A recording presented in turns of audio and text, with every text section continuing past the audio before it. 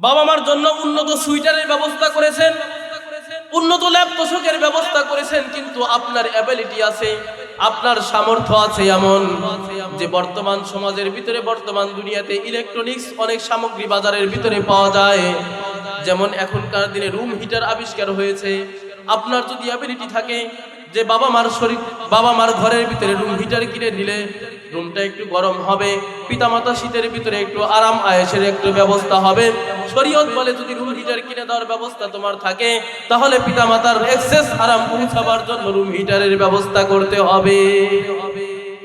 দুঃখের সাথে বলতে হয়, অনেক সময় দেখা যায় আপনার ছোট্ট বাচ্চা, 3-4 বছরের বাচ্চা, আপনি অফিসে যাচ্ছেন, বের হয়েছে, ছেলে দৌড়ে আসছে, আব্বু আব্বু। পাশের বাসার আন্টি তার ছেলেকে আজকে একটা সুন্দর গাড়ি কিনে দিয়েছে। ও বাবা, আজকে আমাকে এই গাড়িটা কিনে দিতে হবে, তুমি একটু দাঁড়াও, আমি গাড়িটা নিয়ে এসে দেখাই তোমাকে। ছেলে দৌড়ে গেছে ওই বাসা থেকে গাড়িটা নিয়ে এসে দেখাইলো, বাবা আজকে বিকেলে আসার সময় আমার জন্য এই গাড়িটাই তোমাকে নিয়ে আসতে হবে।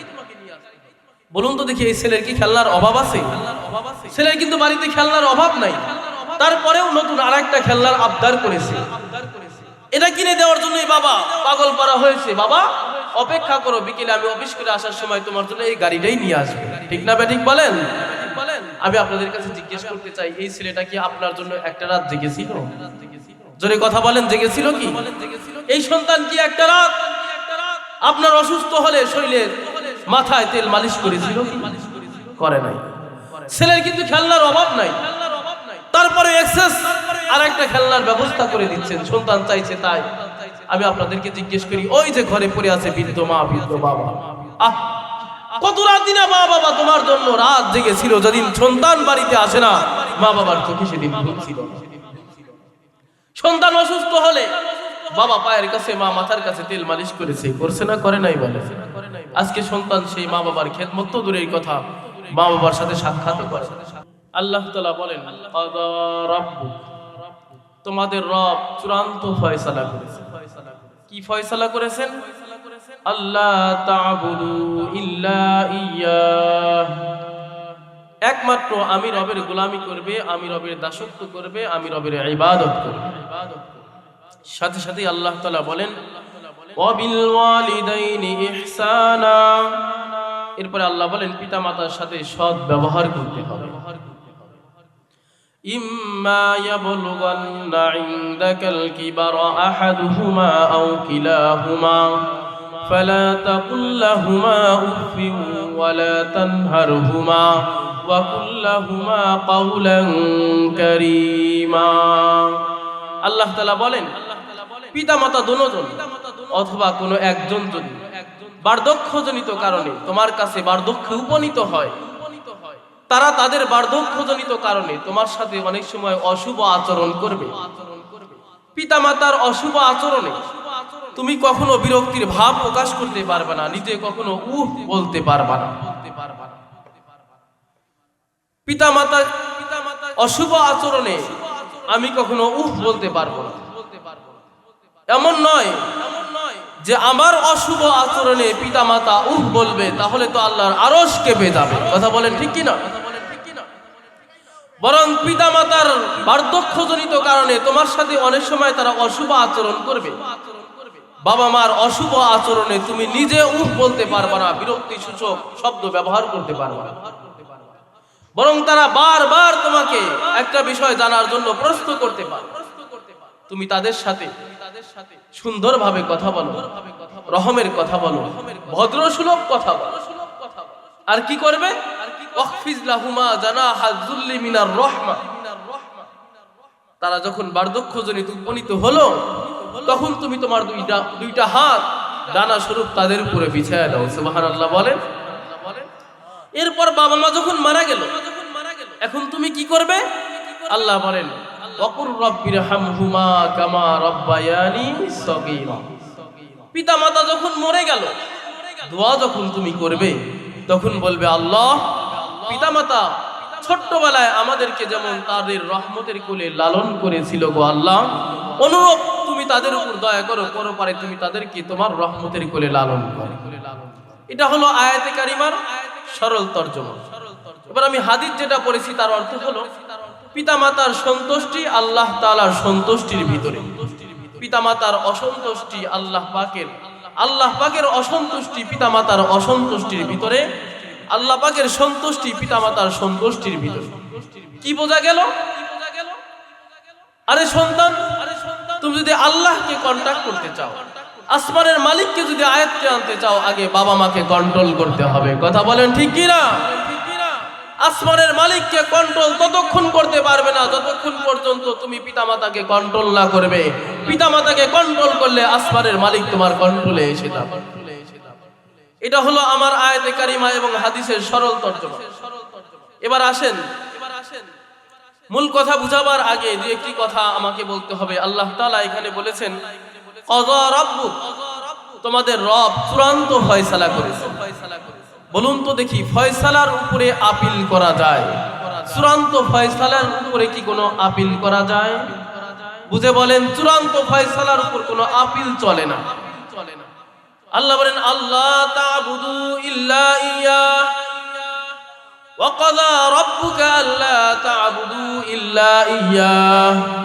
তোমার রব চূড়ান্ত ফয়সালা করেছেন একমাত্র আমি রবের গোলামি ছাড়া, একমাত্র আমি রবের দাসত্ব ছাড়া, একমাত্র আমি রবের বন্দেগী ছাড়া আর কারো গোলামি তুমি করতে পারবে না।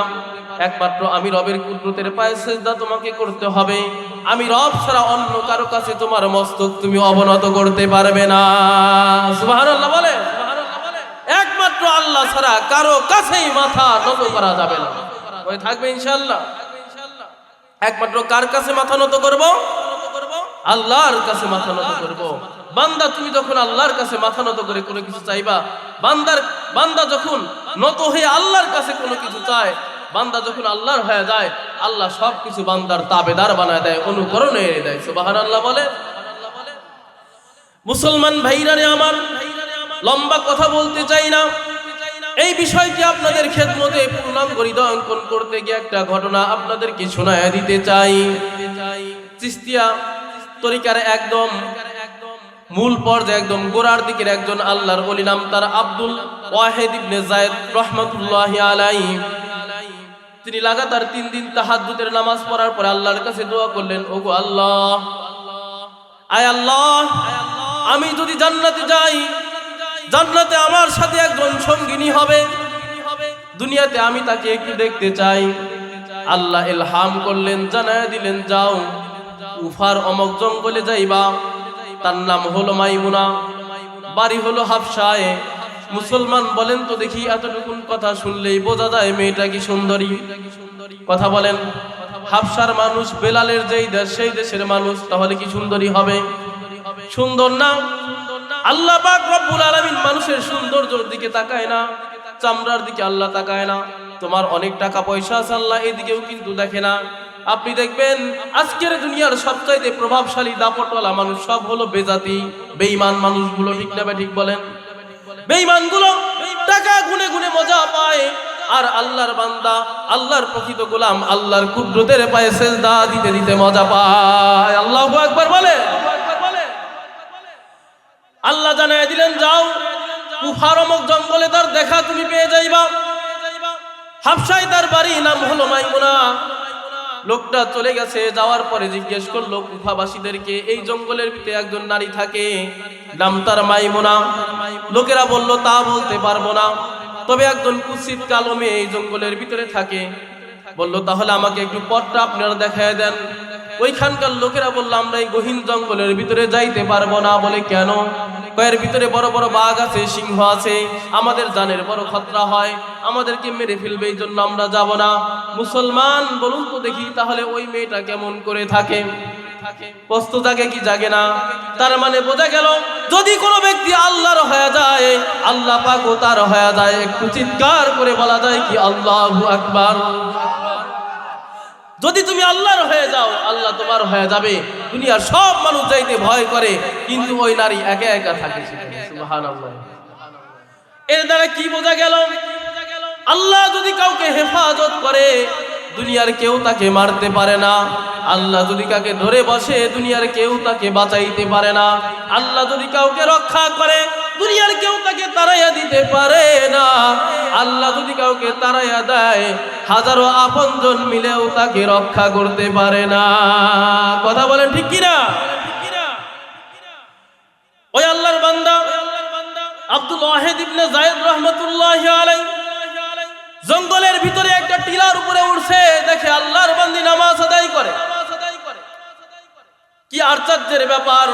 আল্লাহর বান্দী নামাজ আদায় করে তো আল্লাহর বান্দির ছাগলের পালগুলোকে চতুর্দিক দিয়ে বাঘগুলো পাহারা দেয়। সুবহানাল্লাহ বলেন। চিন্তা করলো, হায় হায়, আল্লাহর বান্দি নামাজ পড়ে, তার ছাগলগুলো ঘাস খায়, আর ছাগল সহ এই বান্দিকে বনের সব বাঘে মিলে পাহারা দেয়। আল্লাহু আকবার। সালাম ফিরানোর পরে ওই মেয়ে ডাক দে বলে, মাইমুনা ডাক দে বলে, আব্দুল ওয়াহিদ ইবনে যায়েদ রাহমাতুল্লাহ আলাইহি, আপনি এখানে কেন? আপনার সাথে তো আমার জান্নাতে দেখা হওয়ার কথা। আল্লাহু আকবার বলেন। আব্দুল ওয়াহিদ ইবনে যায়েদ রাহমাতুল্লাহ আলাইহি বলেন, কি ব্যাপার, তুমি আমাকে কেমনে চিনলাম? কই কেন চিনবো না কেন? ওই যে আলমে আরওয়াহাতে রূহের জগতে আল্লাহ যখন বলেছিলেন, আলাস্তু বিরাব্বিকুম, আমি কি তোমাদের প্রভু নই? আমি কি তোমাদের রব নই? যেই সময় আমরা সকলেই বলেছিলাম ক্বালু বালা, হ্যাঁ আপনি আমাদের রব, ওই সময় তুমি আমার একদম পাশেই দাঁড়িয়েছিলে, আমি তোমাকে ভালোভাবে দেখেছিলাম, এই জন্য আমি এখন পর্যন্ত ভুলি নাই। সুবহানাল্লাহ। আব্দুল ওয়াহিদ ইবনে যায়েদ রাহমাতুল্লাহ আলাইহি বলেন, ঠিক আছে বুঝলাম, এই যে তোমার কে সহ তোমার ছাগলের পালকে পাহারা দেয় বাগে, এর কারণ কি? একটু কারণটা খুলে বলো। মুসলমান আমরা দুনিয়াতে দেখেছি কত রাজা বাদশাহ, কত বড় বড় প্রাইম মিনিস্টার, প্রেসিডেন্ট, তারা তাদের সেনাবাহিনী, তাদের বাহিনীদেরকে কত সুন্দর করে খাওয়াইয়া পড়াইয়া হিষ্টপুষ্ট করলো, কিন্তু যখন বিদায়ের বেলায় তারা বললো সরি, বাঁচাইতে পারবো না। কথা বলেন ঠিক কিনা? আরে বোঝা গেল, বান্দা যদি আল্লাহর হয়ে যায়, তামাম দুনিয়ার সকল কিছু আল্লাহ তার তাবেদার বানায় দেয়। কথা বলেন ঠিক কিনা? মাইমুনা ডাকতে বলে, আব্দুল ওয়াহিদ ইবনে যায়েদ শোনো, আল্লাহ পাক রব্বুল আলামিন ওয়াদা দিয়েছে, গোলাম তুই যদি আমার কাজ করো আমি তোর কাজ করব। সুবহানাল্লাহ বলেন। আমি আল্লাহর কাজ করি, আমি আল্লাহর কুদরতের পায়ে সিজদা করি, আমার জান মালের হেফাজত করেন আসমান জমিনের মালিক স্বয়ং আল্লাহ। একটু চিৎকার করে বলা যাবে কি আল্লাহু আকবার? কি বোঝা গেল? আমরা যদি আল্লাহর গোলাম হই, আল্লাহর দাসত্ব যদি আমরা করা শুরু করি, আল্লাহ দুনিয়ার সব কিছু আমাদের সাথে লাগিয়ে দিবে, আমাদের কাজে উপকারের জন্য লাগায়। পারবো তো ইনশাআল্লাহ? কমসে কম 5 ওয়াক্ত নামাজ মসজিদে গিয়ে পড়বো, পারবো ইনশাআল্লাহ? আল্লাহ তাআলা বলেন, ওয়া'মুর আহলাকা বিস-সালাতি ওয়াসতাবির আলাইহা। ওগো নবীজি, আপনি আপনার উম্মতকে, আপনি আপনার পরিবারকে নামাজের অর্ডার করতে থাকেন, আপনি আপনার পরিবারকে নামাজের আদেশ করেন। তাহলে নামাজ আমাদের পড়তে হবে না? হবে। নামাজের দ্বারা বান্দা আল্লাহর একদম কাছে চলে যায়। নামাজের দ্বারা বান্দা আল্লাহর এতটা কাছে চলে যায়, বান্দা যা চায় আল্লাহ তাই দেওয়ার জন্য সব সময়ের জন্য প্রস্তুত হয়ে যায়। সুবহানাল্লাহ। এই যায়েদ ইবনে আব্দুল ওয়াহিদ ইবনে যায়েদ রাহমাতুল্লাহি আলাইহির শুরুর জীবনের ঘটনা। শুরুর জামানায় তার ভিতরে খোদাবিদি ছিল না, আল্লাহ ওয়ালা ছিলেন না। তিনি একদিন বাজারে গেছেন একজন গোলাম খরিদ করার জন্য। বাজারে যাওয়ার পর একজন আল্লাহ ওয়ালা গোলাম সে ক্রয় করেছে। ওই গোলাম জিজ্ঞেস করলো, আপনি আমাকে ক্রয় করেছেন, কোনো অসুবিধা নাই, তবে আমি দিনের বেলায় আপনার ডিউটি পালন করব, তবে রাত্রের বেলায় আপনার ডিউটি পালন করতে পারবো না। এর বিনিময়ে যেহেতু আমি আপনার গোলাম, শুধুমাত্র দিনে আমি আপনার গোলামি করব, রাত্রির বেলায় যেহেতু করতে পারবো না, এর বিনিময়ে আমি আপনাকে প্রত্যেক রাতের বিনিময়ে একটা করে স্বর্ণ মুদ্রা হাদিয়া দেব। সুবহানাল্লাহ। কয়টা করে স্বর্ণ মুদ্রা দেব? একটা করে স্বর্ণ মুদ্রা দেব। এখানে একটা বিষয় হলো, যে ব্যক্তি নিজেই গোলাম, তার কাছে যদি একটা করে স্বর্ণ মুদ্রা প্রত্যেক রাত্রির বিনিময়ে দিতে পারে, তাহলে পাইলো কোথায়? এমন একটা প্রশ্ন কি মনিবের করা দরকার ছিল না? ছিল না? দরকার ছিল। আরে তুই তো আমার গোলাম, তুই স্বর্ণ মুদ্রা পাবে কোথায়? কথা ঠিক না? কিন্তু দেখবেন, মানুষ যখন বেশি দুনিয়া লোভী হয়, দুনিয়া যখন তাকে গ্রাস করে নেয়, তখন ভালো মন্দ বিচার করার মস্তিষ্ক তার থাকে না। তখন মনে করে টাকাই সব, টাকা হলেই তো সব, ভালোই হয়েছে, দিনে আমার কাজ করবে, রাত্রে আমার কাজ করবে না, বিনিময়ে একটা করে স্বর্ণ মুদ্রা দেবে, অসুবিধা নাই। এই জন্য দেখবেন বহু দুনিয়ার ঘুষখোর সুদখোরেরা দেখবেন ফকিরের কাছ থেকেও সুদ খায়, ঘুষ খায়। কথা বলেন ঠিক কি না? ভুল বললাম? দুনিয়ার যত সুদখোর ঘুষখোর আছে তারা দেখবেন ভিখারির কাছ থেকেও সুদ খায়। গোলাম বলল, আমি আপনার শুধু দিনে খেদমত করবো, রাত্রে পারবো না। এর বিনিময়ে বাদশাহ আমি আপনাকে, ও মনিব, আমি আপনাকে প্রত্যেক রাতের বিনিময়ে একটা করে স্বর্ণ মুদ্রা দেবো। বাদশাহ রাজি হয়ে গেছে, তার মালিক রাজি হয়ে গেছে। অসুবিধা কি? একটা করে স্বর্ণ মুদ্রা পাইলে তো ভালোই হয়। এই ব্যক্তি গোলাম একটা করে স্বর্ণ মুদ্রা দিয়ে খুশি, ওই ব্যক্তি নিয়ে খুশি। কেমনে দিবে? একটা সামনের দিকে কথাটা বললে আপনাদের বোঝার জন্য সুবিধা হবে। ওই গোলাম সারাদিন তার মনিবের খেদমত করে, রাত্রি যখন হয়ে যায় সে তার আল্লাহর সাথে ইবাদতের কাজে লিপ্ত হয়ে যায়। কিছুদিন পরে এলাকার ভিতরে একটা বলাবলি শুরু হয়ে গেল, তোমার গোলাম কি করে জানো? রাত্রিবেলায় অমক কবরস্থানে গিয়ে কাফনের কাপড় চুরি করে। আপনার বলুন তো দেখি, নরমাল চোর নাকি ডেঞ্জারাস চোর? বড় মারাত্মক চোর। কি বলেন? কাপড়ের কাপড় চুরি করে। বাদশা চিন্তা করলো হতেই পারে, মালিক চিন্তা করছে হতেই তো পারে, ও এক এক রাতের বিনিময়ে আমাকে একটা করে স্বর্ণ মুদ্রা দেয় কেমনে? যে মালিক চিন্তা করলো, আজকে আমি দেখবো আমার গোলাম কি করে। আজকে দেখবো আমার গোলাম কি করে। আজকে রাত্রে গোলাম আগে আগে যায়, তার মালিক পিছন পিছন যায়, যাতে গোলাম বুঝতে না পারে যে আমার গোলাম কি করে। দেখবে যাইতে যাইতে দেখে গোলাম একটা কবরস্থানের পাশে তার জায়নামাজটা বিছাইয়া আল্লাহু আকবার বলে নামাজ শুরু করে, আবার সালামের মাধ্যমে নামাজ শেষ করে দেয়। গোলাম মালিক চিন্তা করলো হতে পারে এখন হয়তোবা নামাজ পড়তেছে, কিছুক্ষণ পর তো চুরি করতে পারে, কারণ পাশেই তো কবরস্থান। এখনো তো নিশ্চিত হওয়া যায় না সে চুরি করবে কি করবে না। অনেক সময় দেখবেন মসজিদে আসলে জুতা চুরি হয়, হয় না? হয় না? মসজিদে জুতা চুরি হয়, হয় না? এখন মুসল্লি কি জুতা চুরি করে? মুসল্লি জুতা চুরি করে না, কিন্তু চোর মুসল্লির ভেষ ধারণ করে। কথা বলেন ঠিক কিনা? অনেক সময় অপবাদ দেওয়া হয় ওলামায়ে কেরাম তারা সন্ত্রাসী করে, আলেমগণ সন্ত্রাসের সাথে সম্পৃক্ত। আমি বলি না, প্রকৃত আলেমরা কখনোই সন্ত্রাসী করে না, সন্ত্রাসের সাথে সম্পৃক্ত না, বরং সন্ত্রাস আলেমের ভেষ ধরে। কথা বলেন ঠিক কিনা? মনিব এবার আস্তে আস্তে যায় সামনের দিকে, দেখি আমার গোলাম কি করে। অদূরেই দাঁড়িয়ে আছে, দেখে গোলাম আল্লাহু আকবার বলে নামাজের নিয়ত বাঁধে, সালামের মাধ্যমে নামাজ শেষ করে দেয়। এভাবে পড়তে পড়তে পড়তে পড়তে নামাজ একের পর এক পড়তে আছে তো পড়তেছে। নামাজ পড়তে পড়তে একদম যখন সকাল হয়ে যাবে তার আগ মুহূর্তে গোলাম নামাজ শেষ করে আল্লাহর আসমানের দিকে দুইখানা হাত উঁচু করে দোয়া করে, আল্লাহ, আয় আল্লাহ, দুনিয়াতে তুমি আমাকে একজন মানুষের গোলাম বানিয়ে দিয়েছো গো আল্লাহ, যার কারণে দিনের বেলায় তোমার ইবাদত করতে পারি না, তোমার বন্দেগী করতে পারি না গো মালিক।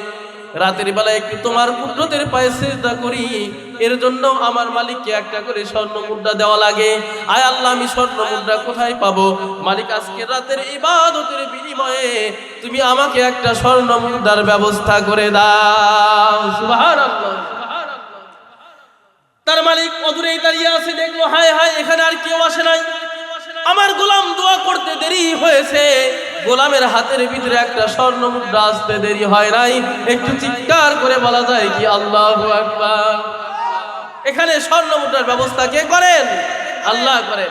মালিক বুঝতে পারছে আমার গোলাম চুরি করে না, আসলে ইবাদতই করে। তার বিরুদ্ধে অহেতুক তহমত লাগানো হয়েছে, মিথ্যার তহমত লাগানো হয়েছে। মালিক চিন্তা করলো আমি একটু পরে যাই, গোলাম আগে আগে যায়। গোলাম চলে গেছে স্বর্ণ মুদ্রা নিয়ে, মালিক ওখানেই আছে। হঠাৎ করে রাত শেষ হয়ে সূর্যের আলো উদয় হয়েছে। সূর্য যখন উদয় হলো দিন হয়ে গেছে। দিন হওয়ার পরে মালিক এখন তাকায় দেখে এমন একটা জায়গার ভিতরে মালিক আছে যেই জায়গাটা মালিক চিনে না, অজানা একটা জায়গা। ওইখানকার মানুষও তাকে চেনে না, সেও মানুষগুলোকে চেনে না। জিজ্ঞেস করলো, ভাই আমির বাড়ি তো অমুক জায়গায়, আমি এখানে কি আসছি, কিন্তু আমি তো কোনো কিছুই চিনতে পারছি না, একটু পথটা দেখায় দেন। ওই লোকেরা বলল, আপনার বাড়ি যেই জায়গায় নরমাল ভাবে হেঁটে গেলে কমসে কম 2 বছর সময় লাগবে। কত বছর? আল্লাহু আকবার। আল্লাহর ওলির সাথে আসছে তো অল্প সময় আল্লাহ তাআলা আল্লাহর ওলিদের জন্য পথকে কমায় দিবেন, সংকীর্ণ করে দিবেন। তো চিন্তা করলো, হায় হায় আমি এখন কেমনে যাবো এত রাস্তা, খাবারও তো কাছে নাই, 2 বছর হেঁটে গেলে আমি আমার গন্তব্যে পৌঁছতে পারবো। ওই লোকগুলা বললো, শোনেন, আপনি যার পিছ ধরে আসছিলেন আপনার গোলাম আবার যখন রাতে আসবে তার পিছন পিছন চলে যাবেন। তো এই মালিক সেদিন ওই গোলামের পিছন পিছন যায়, অল্প কিছুক্ষণ যাওয়ার পরেই গন্তব্য ফিরে পায়। সুবহানাল্লাহ। কারণ গোলামের সাথে সম্পর্ক ছিল কার? আল্লাহর। গোলামের এই চিত্র দেখার পরে মালিক চিন্তা করলো, আল্লাহ, একজন গোলাম তো আমার চাইতে বড় ভালো।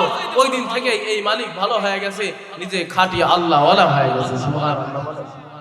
কি বোঝাতে চাইলাম, আমরা যদি খাঁটি আল্লাহওয়ালা হতে পারি, আল্লাহ তাআলা দুনিয়ার সব কিছু আমাদের জন্য লেগিয়ে দিবে। ঠিক আছে তো ইনশাআল্লাহ? পারবো না ইনশাআল্লাহ? আল্লাহ নবী সাল্লাল্লাহু আলাইহি সাল্লাতু ওয়াসাল্লাম হাদিসের ভিতরে বলেন, আউয়ালু মা ইউহাসাবু বিহিল আবদু ইয়াউমাল কিয়ামাতিস সালাহ। আমার উম্মতেরা, কিয়ামতের মাঠে, হাসরের মাঠে পরপারে তোমাদের সর্বপ্রথম নামাজের হিসাব নেওয়া হবে। এই জন্য মুহতারাম হাজিরিন, আমরা নামাজের বেশি বেশি পাবন্দি করার চেষ্টা করব, ইহতিমামের সহিত নামাজ আদায় করব ইনশাআল্লাহ। আল্লাহ তাআলা সকলকে এই 5 ওয়াক্ত নামাজ মসজিদে গিয়ে আদায় করার তৌফিক দান করেন, বলেন আমিন। আমি এবার যে বিষয়টি বুঝাইতে চাইলাম, আল্লাহ তাআলা নিজের হকের পরেই বলেন, বান্দার হকের কথা বলেন নাই আল্লাহ, বরং আল্লাহ তাআলা বলেন অবিল ওয়ালিদাইনি ইহসানা, পিতামাতার সাথে সদাচরণ করতে হবে। তার কারণ হলো বান্দার ভিতরে সবচাইতে দামি হলো পিতামাতা। কথা বলেন ঠিক কিনা? নবীর হকের পরেই পিতামাতার হক। আজকে নবীর হক নিয়ে আমি কথা বলবো না, বান্দার হক নিয়েও কথা বলবো না, বলবো পিতামাতার হক নিয়ে। শুনবেন তো ইনশাআল্লাহ? শোনা যাবে? ধৈর্য ধারণ করা যাবে তো ইনশাআল্লাহ? পিতামাতার হক নিয়ে কথা বলবো। পিতামাতা তো বান্দা বান্দির ভিতরেই পড়ে। বুঝেন নাই আমার কথা? হাসরের মাঠে পরপারে নবী আলাইহিস সালাতু ওয়াস সালাম একবার সাহাবায়ে কেরামকে জিজ্ঞেস করলেন, ও আমার সাহাবীরা, তোমরা জানো কি হাসরের মাঠে পরপারে সবচাইতে অসহায়, দুস্তর, হতভাগা কোন মানুষগুলো হবে? সাহাবায়ে কেরাম বলেন, আল্লাহু ওয়া রাসূলুহু আ'লাম, আল্লাহ আল্লাহ রাসূলই ভালো জানেন। নবীজি বলেন, ও আমার সাহাবীরা শোনো, হাসরের মাঠে পরপারে সবচাইতে হতভাগা, হতদরিদ্র, অসহায় ভাবে ওই ব্যক্তি যে নেকির বিশাল একটা স্তূপ নিয়ে হাসরের মাঠে উঠবে বটে, কিন্তু তার বিরুদ্ধে অভিযোগকারীর সিরিয়াল বড় লম্বা হবে। তার নেকি দিতে দিতে নেকির স্তূপ শেষ হয়ে যাবে, কিন্তু অভিযোগকারীর সিরিয়াল এখনো শেষ হবে না। অবশেষে অভিযোগকারীদের গুনাহ তার কাঁধে চাপাইয়া তাকে জাহান্নামের ভিতরে নিক্ষেপ করা হবে। ও আমার সাহাবীরা শোনো, হাসরের মাঠে পরপারে এর চাইতে হতভাগা, হতদরিদ্র আর কেউ হবে না। বিষয়টা আপনাদের খেদমতে ভালো করে বোঝাবার জন্য বলি, বান্দার হক যদি আমি নষ্ট করি, আল্লাহ কখনোই ক্ষমা করবে না। বান্দার হক, একজন দাঁড়াবে হাসরের মাঠে, বলবে আল্লাহ, ওর বাড়ির সাথেই আমার বাড়ি ছিল, ও আমার প্রতিবেশী ছিল, মালিক আমার জোর জবরদখল করে আমার 1 হাত জায়গা ও জোর করে নিয়ে গিয়েছিল। আল্লাহ, ও পাওয়ার পার্টির লোক ছিল, সেদিন আমি থানায় গেলে থানাওয়ালা আমার মামলা গ্রহণ করে না। আল্লাহ, দুনিয়াতে আমি ইনসাফের বিচার পাই নাই, মালিক আজকে তোমার কাছে ইনসাফের বিচার চাই। বলুন তো দেখি, সেখানে কি 1 হাত জমি দেওয়ার সিস্টেম আছে? দেওয়া যাবে কি? সেদিন কি দিতে হবে? নেকি দিয়ে দিতে হবে। ওই ব্যক্তিকেও নেকি দিবে। আর একজন দাঁড়াবে, আল্লাহ, ওর বাড়ির সাথে আমার বাড়ি ছিল, আমার একজন অপূর্ব সুন্দরী মেয়ে ছিল, ওর একটা বখাটে ছেলে ছিল। আপনি দেখবেন কিছু বখাটে ছেলে আছে যারা বাংলা লিঙ্ক কাটিং এ চুল কাটে, দেখছেন আপনারা? সিলনে গিয়ে বলে, হেয়ার ড্রেসারকে বলে, আমাকে একটু বাংলা লিঙ্ক ছাড় দিয়ে দেন। আমি চিন্তা করলাম, কি রে, বাংলা লিঙ্ক আবার কাটিং হয়? আমি জিজ্ঞেস করলাম, কি ব্যাপার, বাংলা লিঙ্ক কাটিং আবার কেমন? ও বলে, হুজুর আপনি বুঝবেন না, বাংলা লিঙ্ক কাটিং হলো অসমতল হবে, এক সমান হবে না, একটু অসমতল অসমতল কাটিং হবে। এরকম কিছু বখাটে ছেলে আছে না নাই? বলবে, আল্লাহ, আমার একটা বখাটে ছেলে ছিল, আমার মেয়েকে উঠায় নিয়ে 5 দিন পর ফিরিয়ে দিয়েছিল। আল্লাহ, সেদিন আমি থানায় মামলা করতে চাইলে এলাকাবাসী বলেছিল, তুমি থানায় গিয়ে যেও না, ফল ভালো হবে না, কারণ ওরা পাওয়ার পার্টির লোক। আল্লাহ, সেদিন আমি দুনিয়াতে ইনসাফের বিচার পাই নাই, আজকে তোমার আদালতে ইনসাফের বিচার চাই। বলুন, সেদিন কি দিয়ে বিচার মিট করা হবে? নেকি দিয়ে। তাকে কিছু নেকি দেওয়া হবে। দেখা যাবে নেকি দিতে দিতে সব নেকি শেষ হয়ে যাবে, কিন্তু অভিযোগকারীর সিরিয়াল এখনো দাঁড়ানোই আছে। এক পর্যায়ে সমস্ত অভিযোগকারীদের গুনাহ ওই ব্যক্তির কাঁধে চাপিয়ে দিয়ে তাকে জাহান্নামে নিক্ষেপ করা হবে। নবীজি বলেন, এর চাইতে হাসরের মাঠে হতভাগা, হতদরিদ্র আর কেউ হবে না। এজন্য মুহতারাম, তার হক নষ্ট করা থেকে বিরত থাকবো, পারবো না ইনশাআল্লাহ। আজকে আমি বান্দার হকের কথা বলবো, নবীর হক নিয়ে কথাও বলবো। আজকে বলবো পিতামাতার হক। আজকে আমার আলোচনার বিষয়বস্তুই হলো পিতামাতার হক। উলামায়ে কেরাম কোরআনের এই সমস্ত আয়াত এবং হাদিসকে মন্থন করে, গবেষণা করে পিতামাতার জন্য হক নির্ধারণ করেছে 14টি। কতটি বলেন? ইনশাআল্লাহ আমি চেষ্টা করব নির্ধারিত সময়ের ভিতরে আপনাদেরকে 14টা হক বুঝিয়ে দেওয়ার জন্য। শুনবেন তো ইনশাআল্লাহ? শোনার জন্য রাজি আছেন তো ইনশাআল্লাহ? পিতামাতা বেঁচে থাকলে 7টি হক, মা বাবা মারা যাওয়ার পর আরো 7টি হক, শুনে তারপরে যাবো ইনশাআল্লাহ। অনেক সময় আমরা মনে করি বাবা মা বেঁচে ছিল, নিজ হাতে বাবা ঘরে পড়েছিল, মা ঘরে পড়েছিল, ময়লা কাপড়গুলো নিজে হাতে পরিষ্কার করেছি, আজকে মা বাবা দুনিয়া থেকে বিদায় নিয়ে চলে গেল, আজকে বোধহয় বেঁচে গেলাম। শরীয়ত বলে না, মা বাবা মরে গেলেই তুমি বেঁচে যাও নাই, বরং যতদিন পর্যন্ত তুমি না মারা যাবে ততদিন পর্যন্ত পিতা মাতার হক তোমার উপর থেকে শেষ হবে না। 14টি হকের মধ্যে 1 নম্বর হক হলো পিতামাতাকে সাংঘাতিক মহব্বত করতে হবে। কি করতে হবে বলেন? মনে প্রাণে মহব্বত করতে হবে। 2 নাম্বার পিতামাতাকে শ্রদ্ধা করতে হবে। মহব্বত আর শ্রদ্ধা কি একই জিনিস? একটু বুঝে বলেন, মহব্বত আর শ্রদ্ধা কি একই জিনিস? একটু কথা বলতে হবে, জোরে আওয়াজে বলবেন ইনশাআল্লাহ, একটু জোরে জোরে কথা বলবেন। মহব্বত আর শ্রদ্ধা কিন্তু একই জিনিস না। দেখবেন আপনি যদি কোনো কোম্পানিতে চাকরি করেন, কোনো গার্মেন্টস ফ্যাক্টরিতে চাকরি যদি করেন, তাহলে দেখবেন ওইখানকার বস যদি আপনার সামনে আসে, বস বস বলতে বলতে মুখের ফেনা বের করে ফেলে, করি না? বস যখন আমার সামনে থেকে চলে যায়, বসের বিরুদ্ধে নতুন করে কলম লেখালেখি শুরু করি। কথা বলেন ঠিক কিনা? বোঝা গেল শ্রদ্ধা আছে কিন্তু অন্তরের মহব্বত নাই। আমার কথা বুঝতেছেন আপনারা? কি বোঝা গেল? শ্রদ্ধা করি ঠিক আছে কিন্তু মহব্বত করি না। পিতা মাতাকে মহব্বত করতে হবে, শ্রদ্ধাও করতে হবে। আপনি আপনার বসকে কি তুই বলে সম্বোধন করতে পারেন? আপনি আপনার বসকে কি তুমি বলে সম্বোধন করতে পারেন? আপনি আপনার বসকে কি নাম ধরে রাখতে পারেন? পারেন না। আপনি যদি আপনার বসকে তুই তুমি বা নাম ধরে সম্বোধন করতে না পারেন, তাহলে আপনার মা বাবাকেও তুই তুমি বা নাম ধরে সম্বোধন করা যাবে না। কিন্তু দুঃখ হলেও সত্য কথা, এই সমাজে অনেক এমন সন্তান আছে যারা নিজের মা বাবার সাথে খারাপ আচরণ করে তুই বা তুমি বলে নাম ধরেও সম্বোধন করে, আছে না নাই বলেন? আমি আপনাদেরকে জিজ্ঞেস করতে চাই, তোমার বসের চাইতে কি তোমার মা বাবা ছোট হয়ে গেল? নাকি তোমার বসের চাইতে তোমার মা বাবার সম্মান আরো হাজারো গুণ উঠে, অনেক বেশি? তাহলে 1 নাম্বার পিতা মাতাকে সাংঘাতিক মহব্বত করতে হবে। 2 নাম্বার শ্রদ্ধা করতে হবে।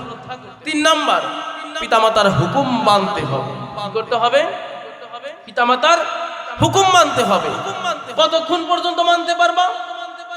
যতক্ষণ পর্যন্ত বাবার হুকুম শরীয়ত বিরোধী না হয়, যতক্ষণ পর্যন্ত মায়ের হুকুম শরীয়ত বিরোধী না হয়, ততক্ষণ পর্যন্ত মানতে পারবা।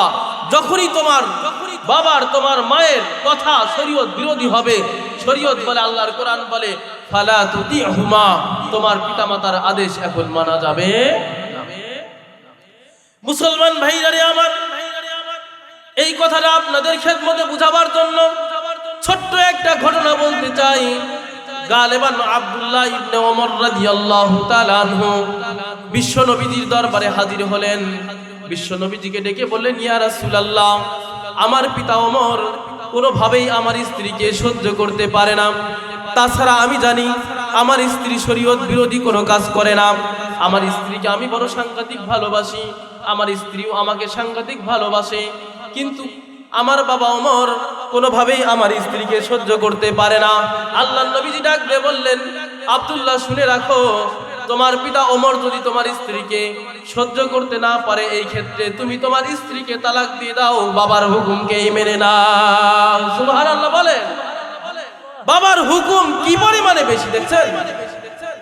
স্ত্রী শরীয়ত বিরোধী কোনো কাজ করে নাই, এরপরেও বাবা চাইতেছে না স্ত্রীকে রাখার জন্য, শরীয়ত বলে স্ত্রীকে ছেড়ে দাও। পারবেন এরকম কাজ করতে?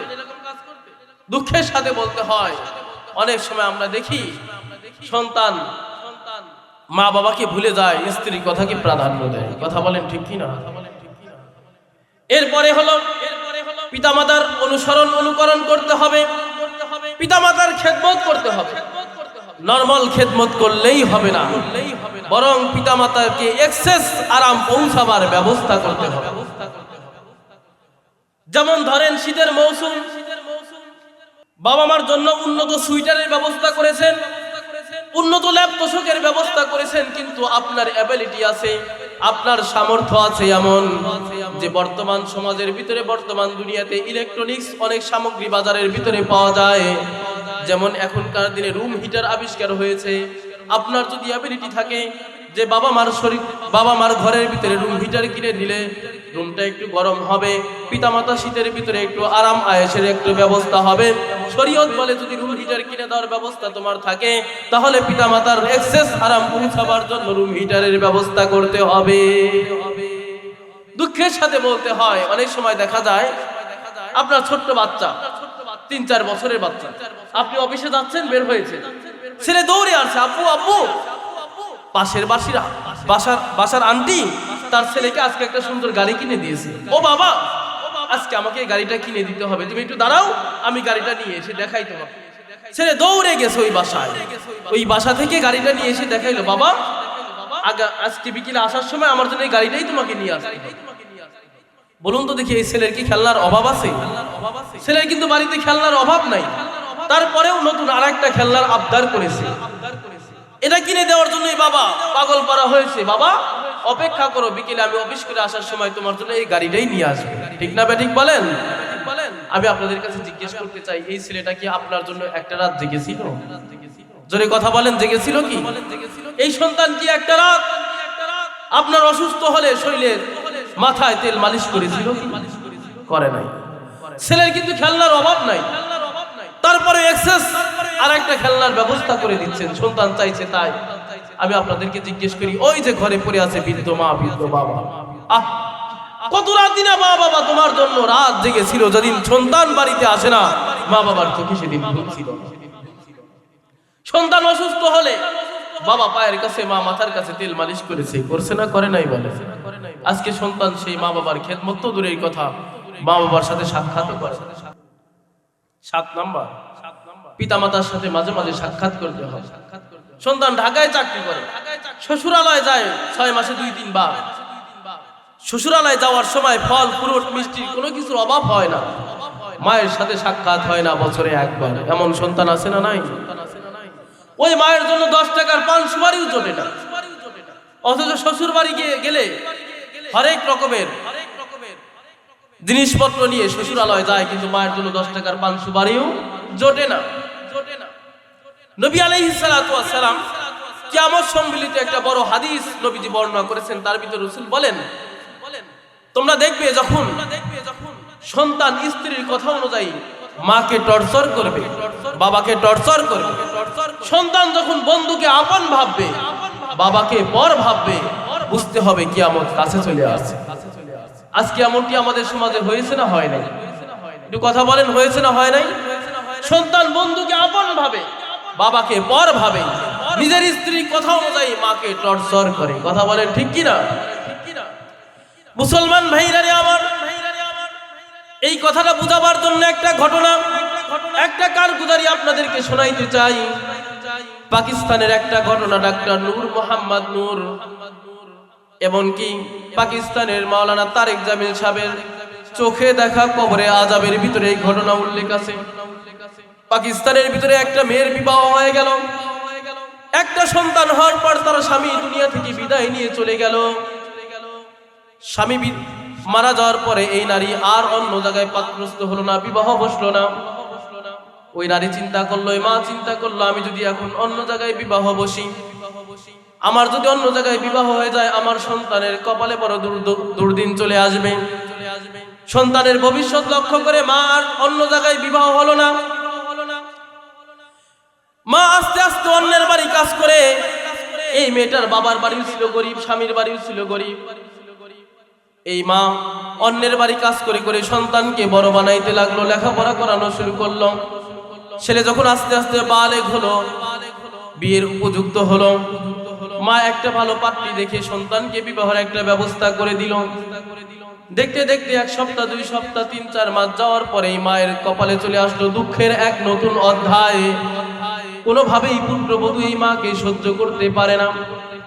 1-2 দিন পর পর মার সাথে এই পুত্রবধূর ঝগড়া হয়। তার ছেলেটাও তো ছিল গরিব, অন্যের কাছ থেকে একটু জমি নিয়েছে, সেখানে আখ চাষ করে, আখ চিনেন আপনারা? আখের চাষ করে, বাজারে গিয়ে পিস পিস করে আখগুলো বিক্রি করে। সারাদিন হাড় ভাঙ্গা পরিশ্রম করে মাথার ঘাম পায়ে ফেলে যখন বাড়িতে আসে, আসার পরে দেখে নিজের স্ত্রী এবং মায়ের ভিতরে ঝগড়া। ছেলেটার মস্তিষ্কে সবসময় একরকম থাকে না, একবার মার উপর চড়াও হয়, একবার স্ত্রীর উপর চড়াও হয়। এমনটি করে কিছুদিন চলতে লাগলো। হঠাৎ করে একদিন বাসায় আসার পর দেখে তার স্ত্রী বাড়িতে নাই। মাকে জিজ্ঞেস করলো, মা তোমার পুত্রবধূ কোথায়? মা ডাক দিয়ে বলল, বাবা তোর স্ত্রী আমাকে হয়তো গালমন্দ করে বকাঝকা করে এক পর্যায়ে তোর শ্বশুর বাড়িতে চলে গেছে। সন্তান মাকে বকাঝকা করে শ্বশুরালয়ে চলে গেল। নিজের স্ত্রীকে ডাকতে বলে, চলে যাই বাড়িতে। স্ত্রী ডাকতে বলে, না, কখনোই হতে পারে না, আমি কোনোভাবেই তোমার বাড়িতে যাব না। বলে, কেন যাবে না? বলে, তোমার মা শুধু আমার সাথে ঝগড়া করে। স্বামী ডাকতে বলে, শোনো, তুমি তো দেখো আমি মাকে কত বকাঝকা করি। স্ত্রী ডাকতে বলে, স্বামী আমার শোনেন, শুধুমাত্র মৌখিক গালি দিলেই তোমার মা সোজা হবে না। আজকে তোমার মাকে যদি শারীরিক আঘাত করতে না পারো, তোমার সাথে আমি সংসার করব না। ছেলে চিন্তা করলো, হায় হায়, সংসারটা তো নষ্ট করা যায় না। স্ত্রীকে ডাকতে বলে, ঠিক আছে তাই হবে, প্রয়োজনে মাকে ধরে পিটাবো, তারপরেও সংসারটা নষ্ট করা যায় না, চলো বাড়িতে যাই। স্ত্রীর কথা অনুযায়ী এই সন্তান রাজি হয়ে গেছে, বাড়িতে আসলো। রাত্রিবেলায়, শীতের রাত, মা ঘুমিয়ে গেছে। মার দরজার ভিতরে সন্তান নক করার পরে মা দরজাটা খুলে দিয়েছে। সন্তান কোনো কিছু না জিজ্ঞাসা না করে মায়ের বৃদ্ধ মানুষটার হাড়ের উপরে বর্জ্য পরিয়ে আঘাত শুরু করে দিয়েছে। অভাগী মা, হতভাগা মা, দু চোখের পানি ছেড়ে দিয়ে কান্না করে আর ডেকে বলে, বাবা এই বুঝি আমার প্রতিদান, এটাই বুঝি আজকে আমার প্রতিদান। নিজের জীবনের সব সুখ শান্তি ছেড়ে দিয়ে তোকে লালন করেছিলাম, তোর কাছে একটু সুখ চেয়েছিলাম বাবা, আজকে বুঝি আমাকে মারবি, এটাই কি আমার জীবনের প্রতিদান ছিল রে বাবা? মা এই কথাগুলো বলে বৃদ্ধ মানুষ ঘরের ভিতরে চলে গেল। কিছুদিন যাওয়ার পরে স্ত্রী আবার তার বাপের বাড়িতে চলে গেছে মার সাথে ঝগড়া করে। সন্তান আজকে বাড়িতে এসে মাকে জিজ্ঞেস করে, মা তোমার পুত্রবধূ কোথায়? মা আজকে ভয়ে ভয়ে বলে, বাবা পাশের বাড়ির মহিলাদেরকে জিজ্ঞেস করো, আমি তোমার বউকে কিছুই বলি নাই, তোমার স্ত্রীকে কিছুই বলি নাই বাবা।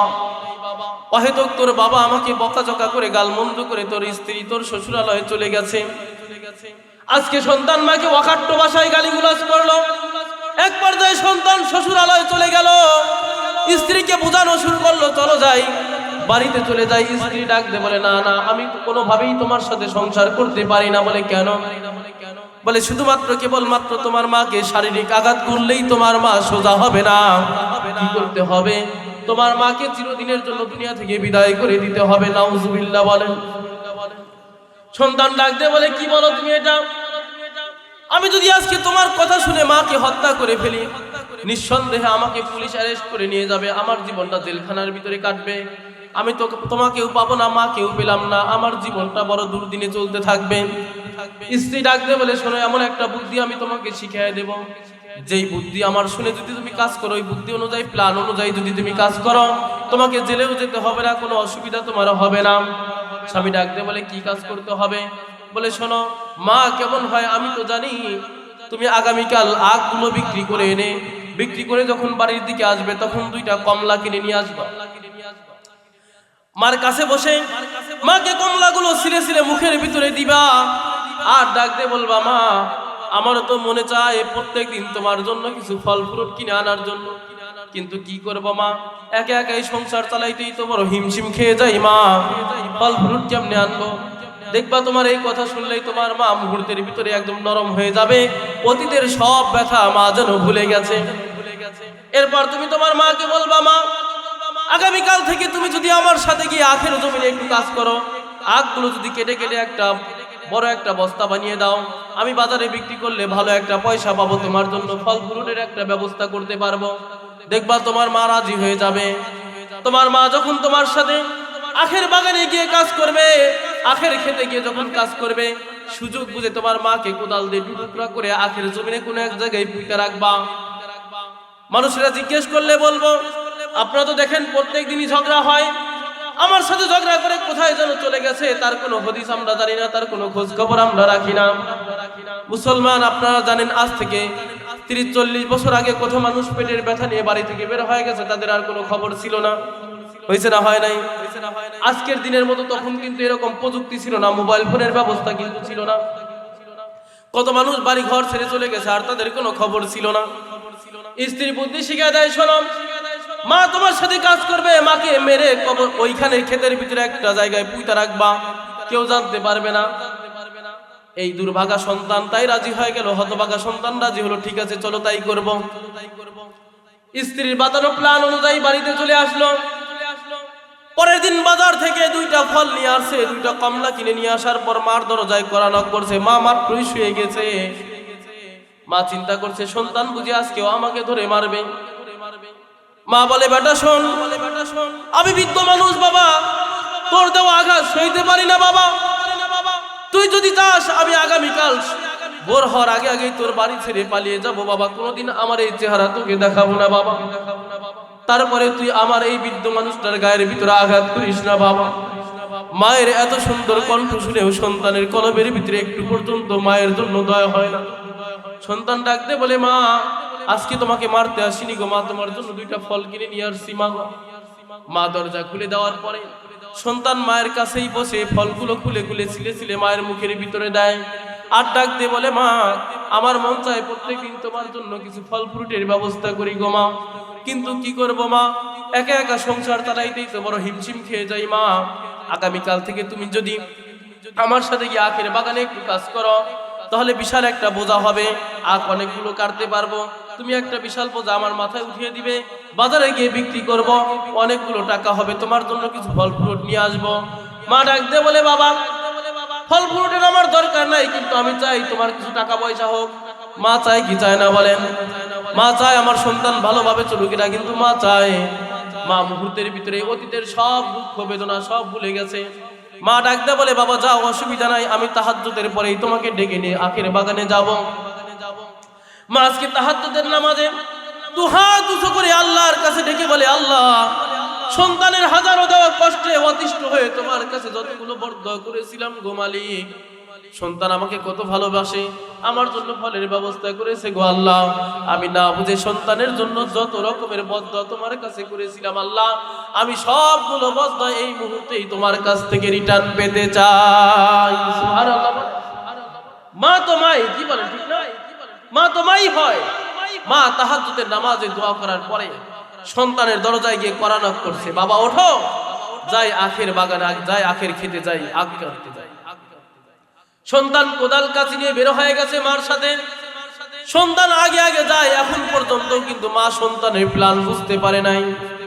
মা সন্তানের সাথে গিয়ে আখের বাগানে কাজ করে আখগুলো কাটে, সুন্দর করে পরিষ্কার করে।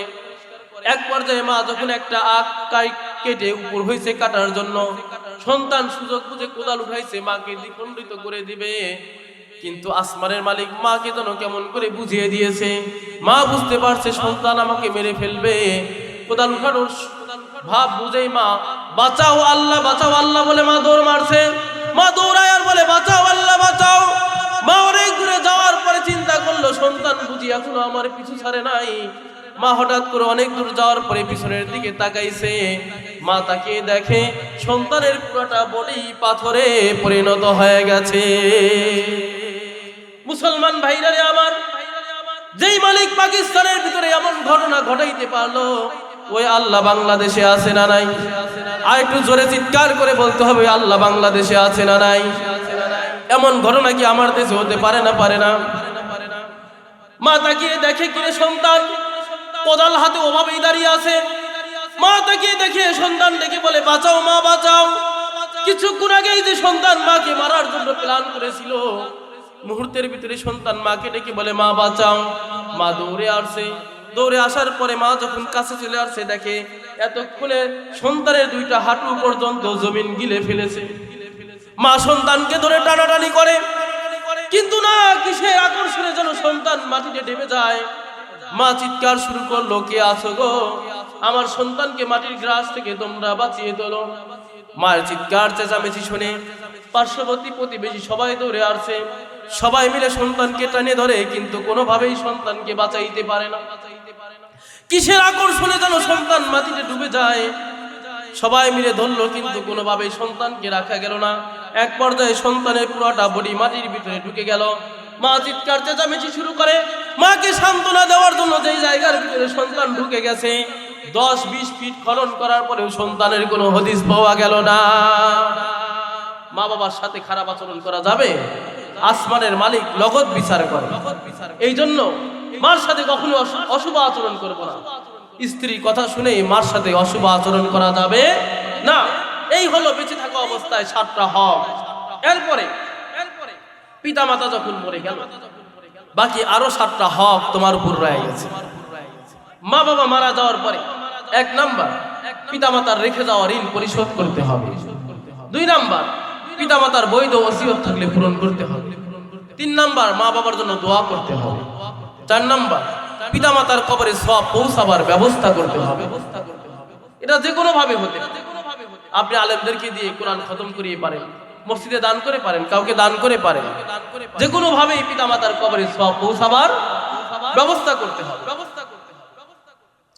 অনেক সময় দেখবেন দান সদকা করলে দুনিয়া থেকেও আল্লাহ অনেক বালা মুসিবত উঠায় দেয় না? আল্লাহ নবীজি বলেন as-সাদকাতু তারুদ্দুল বালা ওয়া তাজিদু ফিল উমর। দান সদকা করলে শুধু বালা মুসিবত দূরই হয় না, বরং তোমার হায়াতও বৃদ্ধি পায়। সুবহানাল্লাহ বলেন। দাউদ আলাইহিস সালাতু ওয়াস সালাম তার উম্মতদেরকে নিয়ে এভাবে কথা বলতেছিল। দাউদ আলাইহিস সালাতু ওয়াস সালামের সাথে আজরাইলের সম্পর্ক বড় ভালো ছিল, মালাকুল মাউতের সাথে সম্পর্ক বড় ভালো। তো মাঝে মাঝেই আসেন, দেখা করতে আসেন। তো যখন আসেন দাউদ আলাইহিস সালাম বলেন আজায়রা নাও কাবেজা, বন্ধু সাক্ষাতের জন্য আসেন না উঠায় নিতে আসেন? মালাকুল মউত বলে না, সাক্ষাতের জন্য আসেন, উঠায় নিতে আসেন। একদিনের ঘটনা। তো এই মালাকুল মউত দাউদ আলাইহিস সালামের কাছে আসছে। আসার পর দাউদ আলাইহিস সালাম বললেন, বন্ধু তোমার আসল চেহারাটা একটু আমি দেখতে চাই। মালাকুল মউত বলল, বন্ধু তুমি আমাকে সইতে পারবে না। বলে কি বলেন? বন্ধু বুঝি বন্ধুকে সইতে পারে না? তোমার আসল চেহারা একটু দেখাও। তো যখন মালাকুল মউত আসল চেহারা দেখাইছে, কিতাবে লেখে ফাগশিয়া দাও, দাউদ আলাইহিস সালাম বেহুশ হয়ে গেছে। মালাকুল মউত দোয়া করছেন, আল্লাহ এই মুহূর্তে যদি তুমি তাকে হুশে না আনো, দাউদ আর কিয়ামত পর্যন্ত হুশে আসবে না। কি রকম মারাত্মক চেহারা দেখছেন? তো দাউদ আলাইহিস সালাম তার উম্মতকে এইভাবেই কথা বলতেছিলেন। মালাকুল মউত আসেন। আসার পরে উপস্থিত জনতার ভিতর থেকে একজনের চেহারা দেখে আর মুস্কি মুস্কি হাসে। দাউদ আলাইহিস সালাম বলেন, কি ব্যাপার, হাসেন কেন? বলে আমি তো দেখি আমার লিস্টের ভিতরে আর 2 মিনিট হায়াত ওর বাকি আছে, ওই এখন আপনার কথা শুনে আর মুস্কি মুস্কি হাসে, ওকে দেখে হাসতেছে। তো দাউদ আলাইহিস সালাম অল্পক্ষণের ভিতরেই তার আলোচনা শেষ করে দিয়েছে, সবাই বাহিরে চলে গেছে। এই লোকটাও বাহিরে গেছে। যাওয়ার পরেই একজন ভিখারি সায়েল করছে, আল্লাহর রাস্তে আমাকে কিছু দান করেন। কি বলছে? আল্লাহর রাস্তে আমাকে কিছু দেন। ওই লোকটা পকেটে কয় দিরহাম ছিল এটা তার জানা ছিল না, সবগুলো টাকা ভিখারিকে দান করেছে। সুবহানাল্লাহ বলেন। ভিখারি দোয়া দিছে, আল্লাহ তোমার হায়াতের ভিতর বরকত দান করুন, আল্লাহ তোমার হায়াতের ভিতরে বরকত দান করুন। এই দোয়া করে ভিখারি চলে গেছে। পরের দিন আবার দাউদ আলাইহিস সালাম যখন বয়ান করতেছে, দেখে ওই ব্যক্তিকে আজকেও দেখা যায়। মালাকুল মাউত যখন তার কাছে আসছে, জিজ্ঞেস করলো, কি ব্যাপার, তারে না তুমি উঠায় নিয়ে যাবে বলছিলাম? বলে এই প্রশ্ন আমারে করে লাভ নাই, আল্লাহরে করে। আমি ধরতে গিয়েছিলাম, আল্লাহ বললো, কি ব্যাপার, তুমি কি ভিখারির দোয়া শোনো নাই? ভিখারি কি বলছে? ভিখারি বলছে, আল্লাহ তোর হায়াতের ভিতরে বরকত দিন। আর আমি আল্লাহ তো এমন দেনেওয়ালা, মান জা আবিল হাসানাতি ফালাহু আশরু আমসালিহা। আমি আল্লাহ যদি দেই, একের বিনিময়ে কত দেই? 10। একের বিনিময়ে কত দেই বলেন? 10 দিয়ে থাকি। ও পকেটে কয় দিরহাম ছিল জানে না, ওর পকেটে 6 দিরহাম ছিল, 6 দিরহামই দান করছে। আমি আল্লাহ 60 বছর হায়াত বাড়িয়ে দিয়েছি। সুবহানাল্লাহ বলেন। তাহলে দান সদকা করলে শুধু মুসিবত দূর হয় তাই না, হায়াতও বৃদ্ধি পায়। দান যে কোনো সময় করা যেতে পারে, রাতেও করা যেতে পারে, দিনেও করা যেতে পারে, কাউকে দেখায় দেখায় করা যেতে পারে, উৎসাহ দেওয়ার জন্য।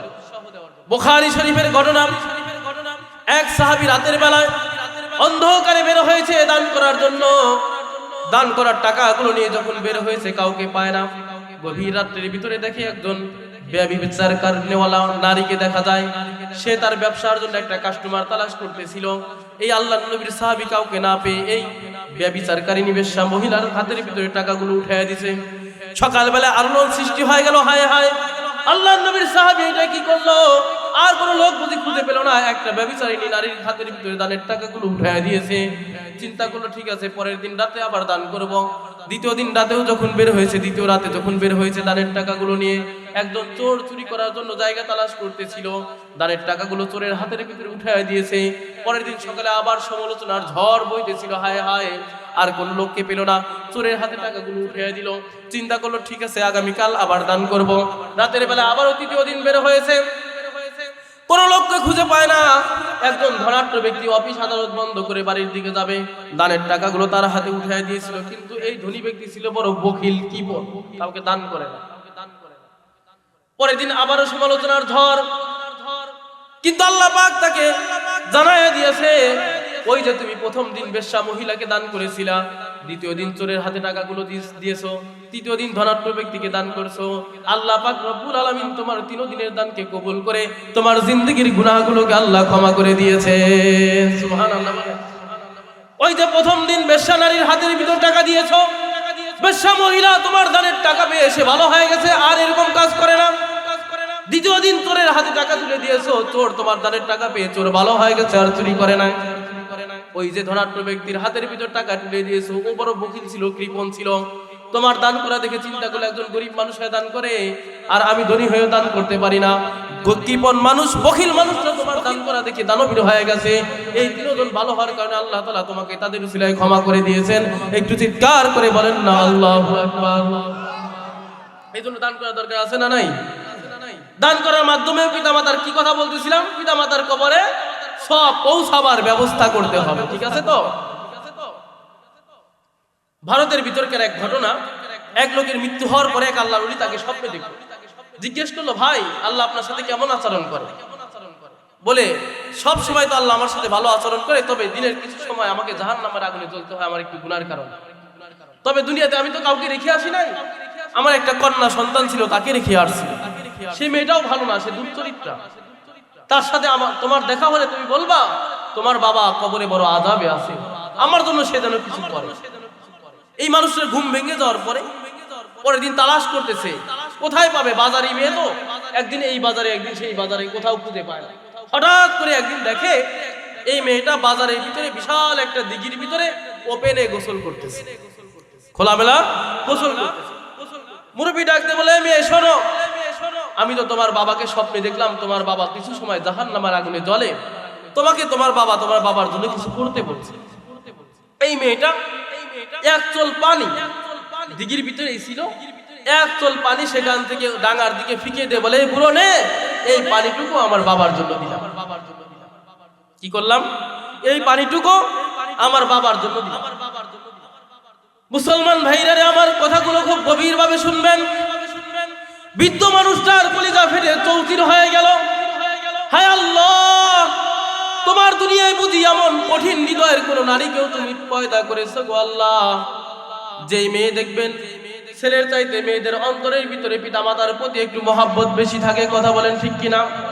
বৃদ্ধ মানুষটার কলবটা চিরে যেন চৌচির হয়ে গেল। হায় আল্লাহ, তোমার দুনিয়ার ভিতরে এমন কোন সঙ্গ হৃদয়ের, কোন সঙ্গ দিলের নারীকেও তুমি বানাইছো। বাবার দুরবস্থা দেখেও এই কন্যার অন্তরের ভিতরে কিঞ্চিত পরিমাণ দয়ের সঞ্চার হলো না। লোকটা ভাঙ্গা হৃদয় নিয়ে, ভারাক্রান্ত হৃদয় নিয়ে বাড়িতে ফিরে গেল। রাত্রিবেলায় যখন ঘুমিয়ে গেছে, আজকে রাত্রির বেলায় স্বপ্নের ভিতরে ওই লোকটার সাথে আবারও সাক্ষাৎ। জিজ্ঞেস করলো, ভাই তোমার কবরের কি হালাত? ওই লোকটা বললো, কেন? তোমাকে তো বলেছিলাম আমার মেয়ের সাথে সাক্ষাৎ হলে আমার মেয়েকে আমার জন্য কিছু করতে বলবে, তুমি বলেছো তাই আমার মেয়ে কিছু করছে, আল্লাহ আমাকে মাফ করে দিয়েছে। সুবহানাল্লাহ। বৃদ্ধ লোকটা রাখতে বলে, কি বলো? তোমার মেয়ে তো তোমার জন্য কিছুই করে নাই, তোমার মেয়ে তোমার জন্য কিছুই করে নাই, বরং তোমার কথা বলার সঙ্গে সঙ্গে তোমার মেয়ে এক চল পানি ডাঙায় ফিকে দিয়েছিল, আর বলেছিল, নে পুরো এই পানিটুকু তোমার বাবার জন্য দিলাম, এর চাইতে তো কিছুই তোমাকে দেয় নাই। মুরব্বি ডাকতে বলল, তোমার মেয়ে তো তোমার জন্য কিছুই করে নাই, কিছুই দেয় নাই। ওই লোকটা ডাকতে বলল, কে বলেছে? আমার মেয়ে ডাঙার উপরে এক চল পানিতে ফিকে দিয়েছিল। ওই আমার মেয়ের ওই এক চল পানি জমিনের যেই সমস্ত জায়গার ভিতরে পড়েছিল, ওই এক জায়গার ভিতরে আল্লাহ পাকের সৃষ্টি ছোট্ট একটা কীট, সেখানে তৃষ্ণায় কাতর হয়ে মনে হয় বুক ফেটে সে মারা যাবে। এমন মুহূর্তের ভিতরে ওই এক চল পানি থেকে একটা ফোঁটা পানি তার মুখের সামনে যখন পড়েছে, সে তৃষ্ণা ভরে পানি পান করেছে, তার কলিজাটা ঠান্ডা করেছে, দুই হাত উঁচু করে আল্লাহর কাছে দোয়া করেছে, আল্লাহ আমার পিপাসায় কাতর হয়ে মরণাপন্ন হয়েছিলাম, এমন মুহূর্তের ভিতরে যেই মানুষটা আমাকে পানি পান করায় কলিজাটা ঠান্ডা করে দিল, মালিক ওই মানুষটার কোনো আপনজন পিতামাতা সহ আপনজন যদি কেউ কবরে আযাবে লিপ্ত হয়ে থাকে, আমার কলিজা ঠান্ডা করার কারণে তার পিতামাতার কবরের আযাবকে আপনি ক্ষমা করে দেন। আল্লাহু আকবার। ওই ছোট্ট কিডের দোয়ার বদলতে আল্লাহ আমাকে ক্ষমা করে দিয়েছেন, সুবহানাল্লাহ বলেন। এই জন্য পিতামাতা যদি মারা যায়, পিতামাতার কবরে সব পৌঁছাবার ব্যবস্থা করবো তো ইনশাআল্লাহ। এরপরে পিতামাতা বেঁচে থাকলে যেমন আপনি তার খেদমত করতেন, এক্সেস আরাম পৌঁছাবার ব্যবস্থা করতেন, বাবার অবর্তমানে চাচা, খালু, ফুফা বা বাবার বন্ধু বান্ধবের সাথে এর অনুরূপ আচরণ করবেন, তাদেরকে কিছু হাদিয়া দেওয়ার চেষ্টা করবেন। তাদেরকে হাদিয়া দিলে মনে হয় নিজের বাবাকে দেওয়ার মতোই হলো। পারবো তো ইনশাআল্লাহ। অথচ আজকে আমাদের সমাজে দেখা যায় বাবা মারা যাওয়ার পরেই চাচার ভাতিজার ভিতরে ফাইট শুরু হয়। কথা বলেন ঠিক কিনা? বাবার চাচা সন্তান আর ভাতিজার চাচার ভিতরে লড়াই শুরু হয়ে যায় জমি জমা নিয়ে, ঠিক না?